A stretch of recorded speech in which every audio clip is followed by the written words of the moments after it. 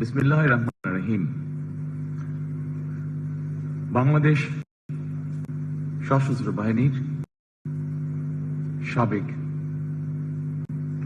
অফিসারবৃন্দ, পরিবারবৃন্দ, সম্মানিত সকল উপস্থিতিবৃন্দ, বিডিআর শহীদ পরিবারের সদস্যবৃন্দ এবং সাংবাদিক ভাইরা সহ সম্মানিত সভাপতি, আসসালামু আলাইকুম। প্রথমে আমি আমার এবং আমার স্ত্রীর পক্ষ থেকে আজকের এই অনুষ্ঠানটি আয়োজন করেছেন তাদেরকে আন্তরিকভাবে ধন্যবাদ জানাচ্ছি।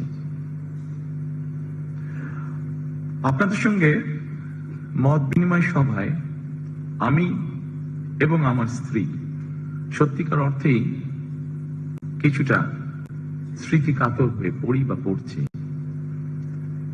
বরাবরই সেনাবাহিনী বা সশস্ত্র বাহিনীকে আমার কাছে আমার একটি বৃহত্তর পরিবার বলেই মনে হয় বা আমরা মনে করি। এর কারণ হয়তো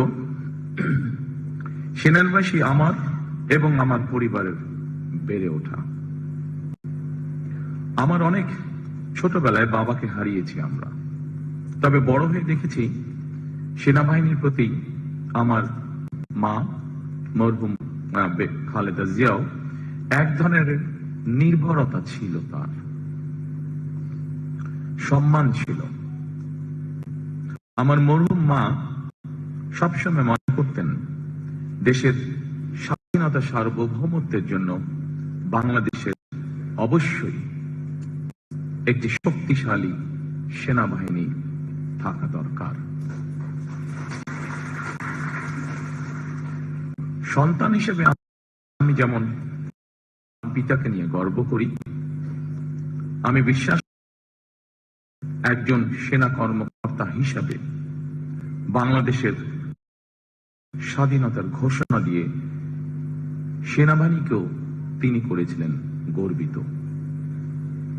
বাংলাদেশের স্বাধীনতা প্রিয় গণতান্ত্রিক আমি জনগণের কাছে স্বাধীনতার ঘোষক শহীদ জিয়া একজন বীর মুক্তিযোদ্ধা। শহীদ জিয়াকে নিয়ে দেশের গণতান্ত্রিক আমি জনগণ যেমন গর্বিত, আমি দৃঢ়ভাবে বিশ্বাস করি, আমাদের পরিবার দৃঢ়ভাবে বিশ্বাস করে, ঠিক একইভাবে বাংলাদেশের সশস্ত্র বাহিনীও তেমনই গর্বিত। জনগণ সেনাবাহিনীকে দেশের স্বাধীনতা সার্বভৌমত্বের নির্ভরযোগ্য প্রহরী হিসাবে মনে করে। সেনাবাহিনীকে ভিন্ন কাজে সংযুক্ত করা হলে সেনাবাহিনীর মূল উদ্দেশ্য ব্যাহত হয় বলে আমি মনে করি। বিগত ১.৫ দশকে দেশের স্বাধীনতা এবং সার্বভৌমত্ব রক্ষায় সেনাবাহিনীর ভূমিকা এবং গৌরব সম্পর্কে সেনা কর্মকর্তা এবং সদস্যরা নিজেরা নিজেদের বিবেককে জিজ্ঞেস করলে হয়তো অনেক প্রশ্নের উত্তর খুঁজে পাওয়া যাবে। দেশ ফ্যাসিবাদ আর তাবেদারের অপশক্তির কবলে পড়ার পর শুধু গণতন্ত্র এবং মানুষের স্বাধীনতাই ভুলুণ্ঠিত হয়নি, বরং একই সাথে দেশের স্বাধীনতা সার্বভৌমত্ব হুমকির মুখে পড়েছিল। এমনকি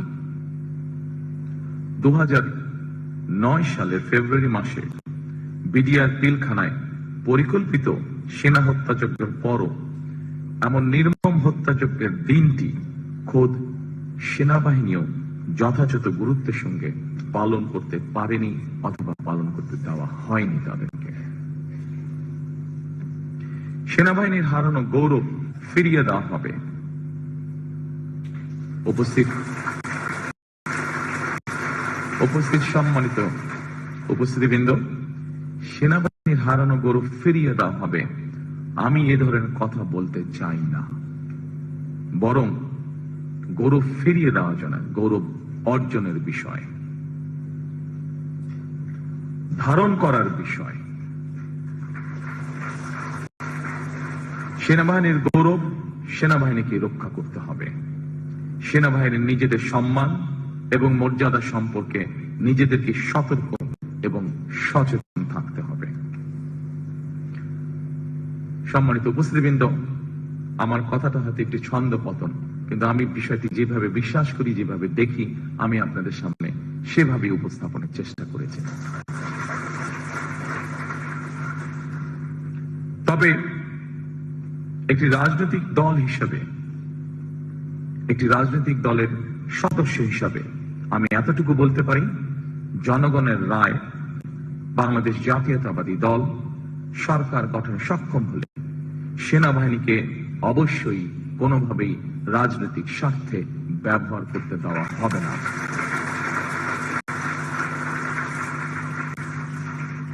সেনাবাহিনীর গৌরব ভুলুণ্ঠিত হয় এমন কিছু বিএনপি অতীতেও করেনি, বর্তমানেও না, এবং ইনশাআল্লাহ ভবিষ্যতেও বিএনপি করবে না। কারণ বিএনপি সবসময় বাংলাদেশের পক্ষের দল। বিএনপি সবসময় বাংলাদেশের স্বাধীনতা, সার্বভৌমত্বের পক্ষের শক্তি। রাজনৈতিক দল হিসেবে বিএনপি রাজনীতির মাঠে শক্তিশালী থাকলে বাংলাদেশের স্বাধীনতা, সার্বভৌমত্ব শক্তিশালী থাকে।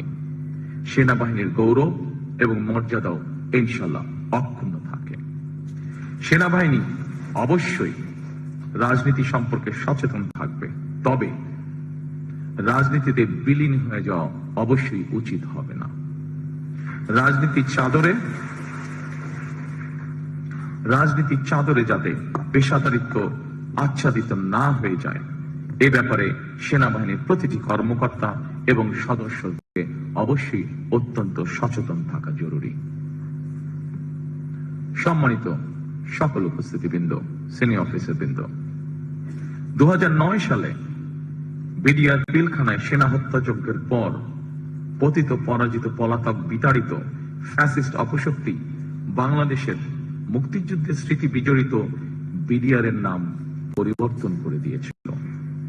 এমনকি তাদের ইউনিফর্ম পর্যন্ত পরিবর্তন করে ফেলা হয়েছে। আমি আপনাদের সামনে আমার একটি ব্যক্তিগত অনুভূতি শেয়ার করতে চাই। জনগণের রায় বিএনপি রাষ্ট্র পরিচালনার দায়িত্ব পেলে মুক্তিযুদ্ধের স্মৃতি বিজড়িত বিডিআর এর নাম পুনর্বহাল করতে চাই আমরা।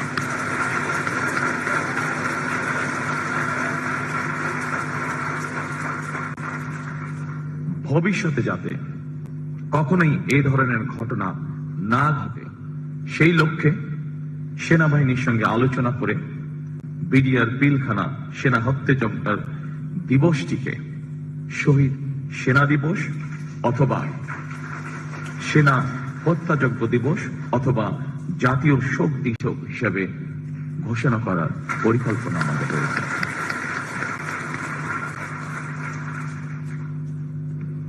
সম্মানিত সকল উপস্থিতিবৃন্দ, আপনারা যারা সেনাবাহিনীর সাবেক কর্মকর্তা, আপনাদের সঙ্গে মত বিনিময় সভা করার আগেই সাবেক কয়েকজন সিনিয়র কর্মকর্তা এবং সদস্যদের কল্যাণে বেশ কয়েকটি সুপারিশ উপস্থাপন করেছেন। জাতীয় নিরাপত্তা পরিষদ গঠন, সেনা আইনের কিছু কিছু বিধিমালা পরিমার্জন কিংবা সংস্কার সহ এইসব সুপারিশ মালাগুলি অবশ্যই গুরুত্বপূর্ণ বলে আমি ব্যক্তিগতভাবে মনে করি। তবে এই মুহূর্তে এতটুকু বলতে পারি, আগামী 12ই ফেব্রুয়ারির জাতীয় নির্বাচনে জনগণের রায় আল্লাহর রহমতে ইনশাআল্লাহ বিএনপি রাষ্ট্র পরিচালনার দায়িত্ব পেলে আপনাদের উপস্থাপিত এইসব সুপারিশমালা বাস্তবায়নের জন্য সেনাবাহিনী সাবেক এবং বর্তমান কর্মকর্তাদের সমন্বয়ে আমরা একটি কমিটি গঠনের পরিকল্পনা করেছি। এই কমিটির সুপারিশ অনুযায়ী দাবি দেওয়াগুলি পরীক্ষা নিরীক্ষা করে প্রতিটি সুপারিশ পর্যায়ক্রমে ইনশাআল্লাহ আমাদের বাস্তবায়নের ইচ্ছা আছে। পরিশেষে আমি হয়তো সকল কথা এতক্ষণ পর্যন্ত যেগুলো বলেছি, সেই কথাগুলোর মধ্যে হয়তো অনেকে আশ্বস্ত হতে পারেননি, কিছু কথা হয়তো রেখে দিয়েছেন। তবে পরিশেষে সেনাবাহিনীর সাবেক কর্মকর্তা এবং সদস্যদের একটি দাবি ছিল, 1 rank 1 pay নীতি। আমি আপনাদেরকে অত্যন্ত আনন্দের সঙ্গে জানাতে চাই যে ইতিমধ্যেই আমরা আমাদের দলীয় ম্যানিফেস্টোতে 1 rank 1 pay অন্তর্ভুক্ত করে নিয়েছি এবং এটি আমরা বাস্তবায়নের ঘোষণা এরই মধ্যে জাতির সামনে উপস্থাপন করেছি। ইনশাআল্লাহ বিএনপি সরকার গঠন করলে পরে 12 তারিখের নির্বাচনে এটি আমরা যত দ্রুততার সঙ্গে সম্ভব বাস্তবায়ন করব আমরা ইনশাআল্লাহ। পরিশেষে সকল উপস্থিতিবৃন্দ, আপনাদেরকে আন্তরিক ধন্যবাদ আবারও জানাতে এসেছি আমাকে এবং আমার স্ত্রীকে আজকে এই সুন্দর অনুষ্ঠানে আমন্ত্রণ জানানোর জন্য। সকলে ভালো থাকবেন ইনশাআল্লাহ, সকলে সুস্থ থাকবেন ইনশাআল্লাহ। আসুন আমরা চেষ্টা করি আমাদের প্রত্যাশিত একটি সুন্দর নিরাপদ বাংলাদেশ যাতে আমরা গড়ে তুলতে পারি। ধন্যবাদ। আসসালামু আলাইকুম।